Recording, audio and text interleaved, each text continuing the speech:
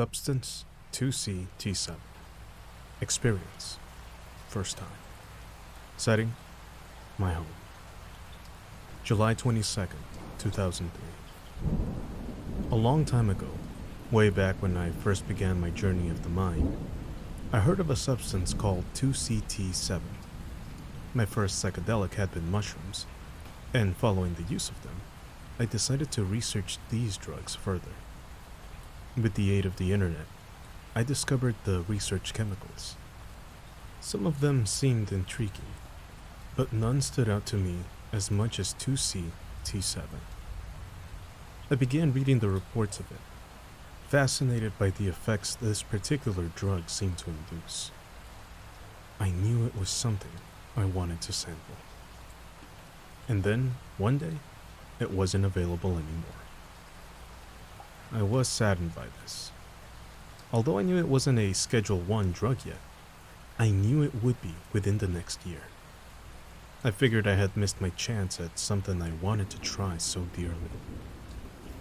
Then, much time later, after sampling many other chemicals, I happened to have the good fortune of obtaining a very small amount of 2C-T7. Naturally, I was very excited. I knew that this would most likely be a once-in-a-lifetime chance to try this drug, so I decided to wait till I felt it would be appropriate. I wanted a time when I could fully explore the effects and not have to restrict my actions.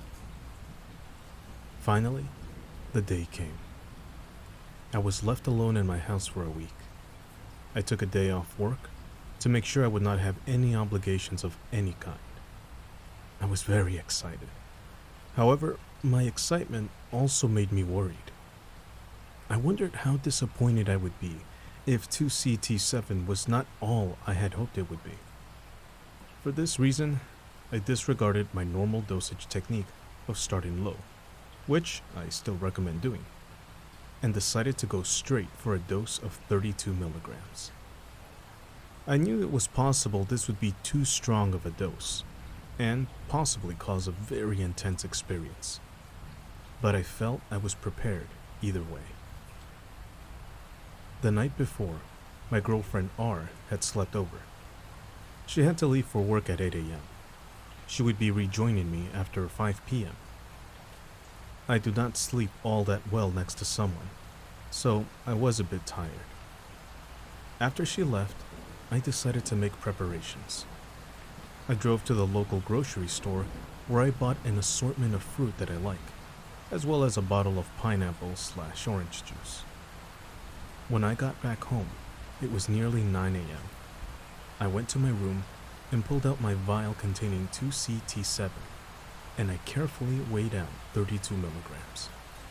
I rechecked the measurement twice to be sure. I poured the slightly yellowish powder out into a piece of paper. I pushed my finger into it and dabbed it on my tongue. It tasted bad, as do all chemicals, but it had a slight lemon taste to it. Perhaps this was just my mind associating yellow with lemon. I suppose I'll never know. I poured the powder into a shot glass full of water and tossed it down my throat. I drank some soda to chase away the nasty chemical taste. I then looked at the clock. It was exactly 9:15 a.m. I knew this would be a day to remember. I went upstairs and took a shower.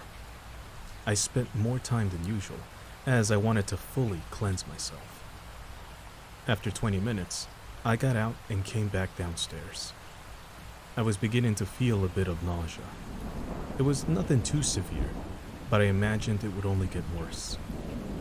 I had already decided that if I needed to throw up, I would not fight it. I knew the onset would take some time, so I headed out into the warm, sunny outdoors with a book to sit in my garden and read. I have owned Pig Howl for some time now, but never actually read it. I had always just used it for research, to look up details about chemicals. Haven't actually spent the time to read the first part. I found myself enjoying it. What better book to read while coming up on 2C-T7 than something written by the man who invented it? I was reading the chapter called A World of Light, in which Shuda says to Alice that he feels children experience the world as if it were a psychedelic experience, and they lose the magic as they age. I was caught by this theory, as it seemed particularly interesting to me. I remember as a child how I used to see the beauty of everything. I used to run in fields and enjoy rolling in the grass. I used to be fascinated by bugs and how they moved. And now, all that seems to have faded. His theory seems to hold some truth. I also at this point realize I have been thinking about this for 20 minutes and lost track of time. I figure that things are beginning. I check the time and it is 10:25. It has been over an hour and I am definitely at a +1, maybe even a week +2. From the garden I can see my whole backyard, which spans about 50 feet before my house. The grass seems to look crystallized and somewhat translucent. I can seem to analyze a single blade of grass without losing focus on the whole yard. At this point, I pay attention to my stomach, which is now rather upset. I figure it's probably time to go get sick, so I close my book and walk back inside. The journey across my backyard seemed quite long. I can feel the effects stronger now. I wonder just how they have been present in my body, and I overlooked due to my reading. No matter. The only thing that mattered now was clearing my stomach. I open the door to my house and walk in. I head right to the bathroom and lift the toilet seat cover. I lean over to purge, but nothing comes out.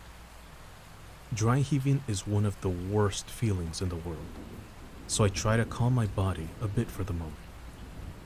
I look into the mirror as I stand up and see that my pupils have largely dilated. They are much larger than I remembered them being on any other specific psychedelic.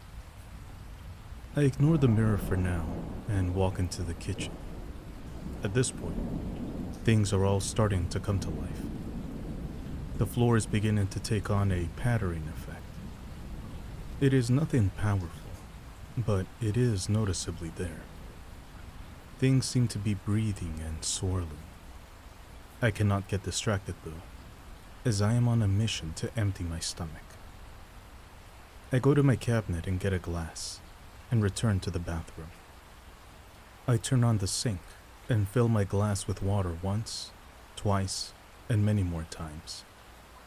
I keep drinking as fast as I can. At some point during the drinking, my stomach clenched, and I stuck my head over the toilet just in time for it to collect a good amount of vomit.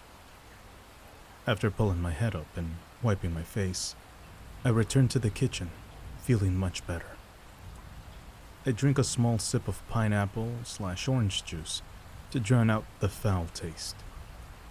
My stomach groans, as I don't think it was ready for citrus juice just yet. This nausea passes quickly though. It's 11 a.m. and I'm feeling good. I head back outside to listen to some music and enjoy the outdoors. I go back to the chair I had been relaxing in and relax. I push play on my headphones, and Dark Side of the Moon comes on. As I hear the opening heartbeat of the CD, I decide to smoke a clove cigarette.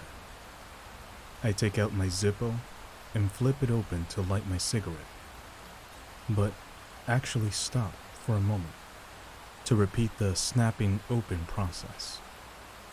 It was very pleasing to keep snapping the Zippo open and closed. I noticed I had lost track of time though when the music began and I still hadn't struck a flame. Taking the first drag off the cigarette was very nice. It felt good entering my lungs, and even better blowing it out.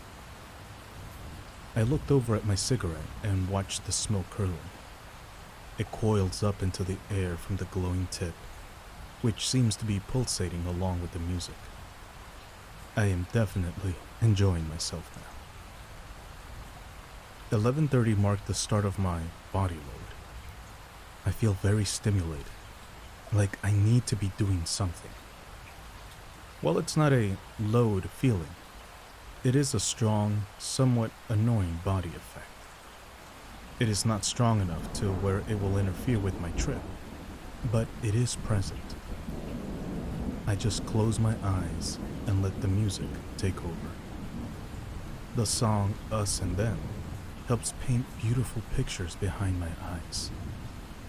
The images spiral and flash brilliant colors. I have never seen such bright colors on any psychedelic. The next song, Any Color You Like, is just as good. The music seems to take me deeper into the trip, as the colors seem to pull me in and embrace me. I fear opening my eyes, as I never want to lose this moment. I finally opened my eyes during eclipse as the CD was ending. The song was so beautiful, bringing such a great resolution to an amazing album. It's almost noon now, and I am beginning to feel hungry. It may be my stomach still feeling queasy, but I hadn't eaten in over 12 hours. I decided I need food whether my stomach wants it or not. I go over my fruit selection and choose a plum and a star fruit. I take them, my CD player with a new selection in it, and head back out to my chair. While I keep getting the urge to do something, I am more than content to just sit and enjoy the day. The sun is shining. The birds are chirping. It's a great day to be alive. I start my CD, They Miss the Perfume by the Disco Biscuits, and take a bite of starfruit. I can feel the juices running down my chin and onto my shirt. It matters not though, as the fruit is so delicious. I finish the fruit quickly and move right on to the plum. As I sink my teeth into it, I see bright red juice pour on my hands and shirt.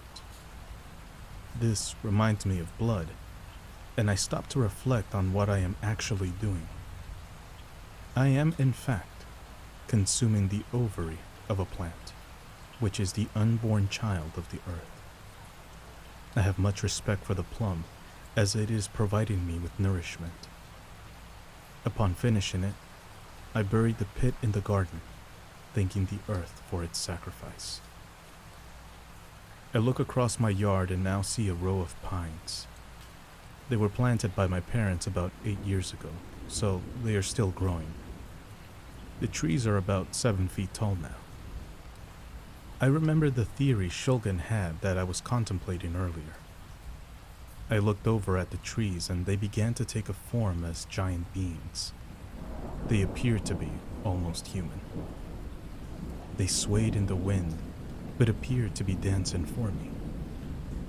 I lost track of time again watching this natural ballet. When my CD ended, it disturbed my tranquility, and I returned inside.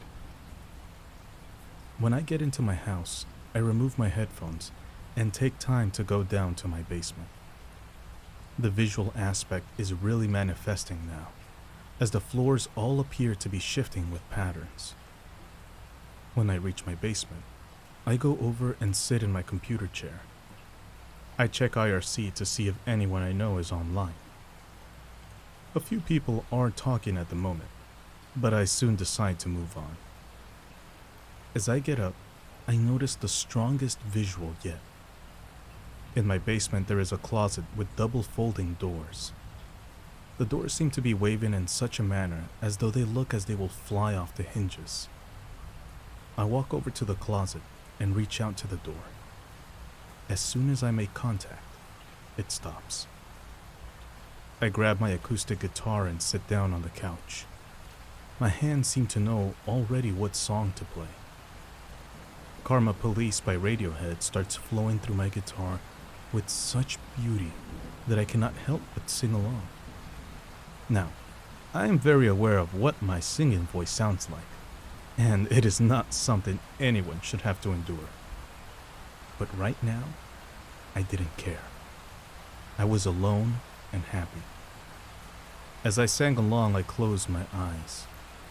I began to visualize myself in the music video for this song, which I remember seeing on MTV. The music video consists of the lead singer inside a car and burning. As I reach the climax of the song, I can see the flames rising around me, yet I was not afraid. When I finished singing, I was proud of myself for not only being able to sing/play so well, but being able to project myself into another place. The time approaches 2:30 p.m. I am starting to feel 2C-T-7 a little less. I wonder if I am coming down, or just becoming used to the effects. I decided I should smoke some marijuana to see if it boosts things up. I light up some incense to help mask the smell, even though I am alone. I load my pipe with some plant material, and I burn it. The smoke entering my lungs feels much more rewarding than the tobacco smoke I had earlier. Each hit seems to elevate what I am experiencing, ever so slightly. By the time I take the 5th hit, I know I do not need any more. I am feeling the effects stronger than before. I am definitely at a strong +3. I also notice the annoying urge to do things is no longer present. This definitely makes me feel much better. Shortly after 3 p.m., I heard the first clap of thunder. I was still in my basement at this time, so I quickly ran upstairs to see what was happening outdoors. The once bright sky was now replaced with black clouds. I stepped outside and walked into my backyard and turned to see the storm moving in. The clouds moved with such speed. The storm seemed very angry. It moved in and exploded with rain. My backyard, which was brilliantly bright just hours ago, was now being pelted with raindrops. I ran back to the house to seek shelter. When I got inside, I had the urge for a cigarette. I looked back outside and saw the downpour. I then remembered a part of my deck that the roof covers slightly. I grabbed a cigarette, my Zippo, and headed out into the storm. I got pretty wet on my way to the sheltered part of my deck. I forgot how small it was, as I had to push my back against the side of my house to keep dry. I stared out in my yard through the rain. The first thing I noticed is that the tall trees in the back of my yard became dragon-like. Each branch seemed to look like a Chinese dragon. The countless amounts of branches all seemed to be flying after something. When I moved my eyes down to look at the lawn, I saw the most intense visual I have ever seen on any psychedelic. My entire backyard had previously been flowing with patterns, but I watched them all merge into a giant pattern which froze in place. It was no longer shifting, but sitting perfectly still for me to look upon. It resembled a stained glass window of a great cathedral. Now, I cannot even attempt to verbalize this visual, as I'm sure many of you can understand. I stared in awe until thunder startled me. At this point, I felt drawn to the storm. I saw a lightning bolt streak across the sky. The power of the bolt was tremendous, and I could feel it flowing through me. My arms began to feel the urge to rise, so I did not fight them. They ended up in front of me, as if I were holding something, or maybe offering something. I closed my eyes and felt everything melt away. My normal closed eyes hallucination were suddenly replaced by flashes of light. I knew without question what this meant. I was in the eye of the storm. My body had been replaced by pure energy. I was floating through clouds high in the sky. Suddenly, I felt a great rushing sensation. I was the bolt of lightning about to strike. I was propelled forward at light speed, but experiencing it so slowly. I rushed through the clouds faster and faster until I had broken out. I saw a familiar backyard and house. I also was able to make out a person whom looked just like I used to, leaning against the house. I propelled myself at him and made contact, passing all my energy into him. And at that moment, when I came back, a tear rolled down my face. I had never experienced anything like that. I have had out-of-body experiences before, but this was so much more. This meant so much more. I felt I had bonded with the universe for just a moment. That moment, in fact, was more like 30 minutes, but it mattered not. I had just felt one of the most intense, amazing sensations ever since I first started using psychedelics. I then noticed my cigarette was soaked, and therefore unsmokable. I went back inside, very wet, and without any urge to have a cigarette.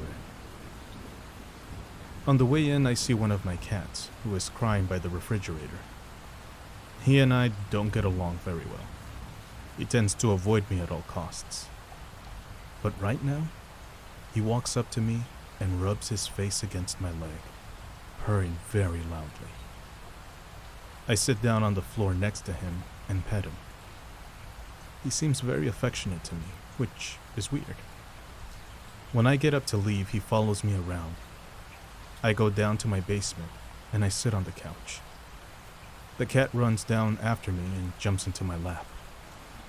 He has allowed me to hold him before, but has never actually chased me down for it. I allowed him to stay.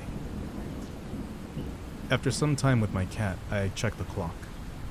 It is 4:45 p.m. This means R will be here soon. I quickly walk around the house and tidy things up for her arrival.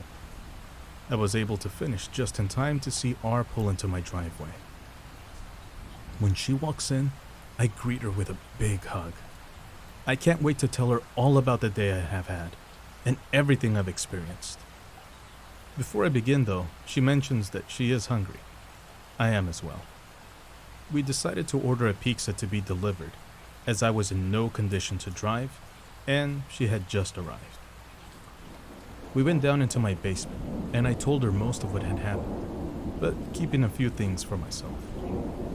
I then shyly asked her if we could make love. I have never had sex on a psychedelic before, and I felt it would be a great idea. She obliged to my request, and within moments, we were stripped and making love. At first, I felt almost animal, as though I must be as powerful as possible, but that quickly passed. I then began to feel myself sink into her, while running my fingers down her back. I felt as though I merged into her, and we became one. I almost became uneasy, as I thought if I'm not careful, I'll go deeper into her and eventually fall out the other side. This thought makes me laugh out loud. She looked somewhat confused by this, but I said not to worry. We finished just in time for the pizza to arrive. The experience with her was amazing, and I will never not forget it. Today was truly a special day. I got to experience all the wonders of 2C-T-7, plus explore it sexually, which I never have had the opportunity to before. It is now 5:45 p.m., and I am at a +2. I am definitely coming down, but the effects have not left me yet. I walk to my back porch and look at the yard. The stained glass visual is gone, and has been replaced with the familiar flowing patterns. I know that I am coming down, but it doesn't disappoint me as much as it usually does. I have had a fantastic day. I am very thankful I was able to finally sample 2C-T7. It truly worked wonders in my body. I sit down with R and eat pizza, which thankfully does not bother my stomach at all. We put on the movie Ocean's 11. I'm not paying all that much attention to the movie. I am focusing more on having R in my arms. As the movie progresses, a friend of mine, B, calls and asks what I am doing. I told him he was welcome to stop by. B does not use drugs, but respects others' rights to do so. When he arrives, him, R, and myself talk for a bit before deciding to go out to an ice cream parlor where our friends work. The time was just after 8 p.m. My effects are down to a +1 now. Visuals are still there if I concentrate hard enough. Physically, I feel normal. Mentally, though, I am still slightly altered. I have B drive R and myself, because while I think I may have been able to drive, I would not even want to chance it. At the ice cream parlor, I started to develop a headache. It was fairly bad. I wondered if it was from dehydration, as I had not drank too much today, or from the 2C-T-7 itself. I don't concern myself with this now. I talked with some of my friends and ate ice cream, which not only tasted good, but felt good in my stomach. After a few minutes, though, I felt a rumbling in my bowels and excused myself to the bathroom. I had not heard of diarrhea being one of the side effects of 2C-T-7, yet here we are. After being in the bathroom for some time, I finally finish up and join the others. B laughs at me, knowing what I was doing. When the ice cream parlor closed for the night, I offered my house to my friends to come hang out at. Only R, B, and 2 other friends, L and D, come back. It was 10:30 when I got to my house. A full 12 hours and 15 minutes since ingestion. I was still not at baseline, but down enough where I didn't feel the effects were significant anymore. My visuals were gone. My mind was working normally, except for my speech. I had some trouble forming proper sentences, but I spoke well enough where I was understandable. B, R, and L just talked with each other, while myself and D played video games. I was happy having friends around. It was definitely a good way to end the day. Everyone except R left my house a little before midnight. I took 100 milligrams of diphenhydramine to help me fall asleep. I still felt slightly off baseline, nearly 15 hours after ingestion. I felt the medicine would help me overcome the post-trip stimulation and allow me to sleep. After taking the pills, I said goodnight to R and headed into my bed. At around 12:30 a.m., I fell asleep. I woke up at 8 a.m. feeling fine. My headache was not there, which I was afraid of, and I am feeling quite good about myself. I feel ready to take on the world. 2C-T7 will probably replace 2CI in my heart. While I have not used too many other phenethylamines, I see this one destined to become one of my favorites. The effects of it were so pleasant. I did not feel many of the unpleasant side effects many people have noted. Mentally, it was everything I could have asked for. It wasn't as modest as 2CC was, but not strong enough where I felt I was being pushed. I was shown things and allowed to accept them or reject them and change my thoughts. This was a very positive aspect to the trip. The experience of today reopens my interest in 2C-T2. I have tried 2C-T2 once at a very mild dose. While I know they are different pharmacologically, I know that they are often compared and contrasted. I would still like to be able to experience 2C-T2's effects more fully, to see how it would compare with the splendor of 2C-T7. I look back on the phenethylamines I have tried, and I honestly can say that 2C-T7 provided me with the best experience of them all. I would love to compare and contrast, but I feel I would need to try this drug again to truly know its nature. Will the wonderful effects I felt today be repeated in further trials? Only time will tell with this question.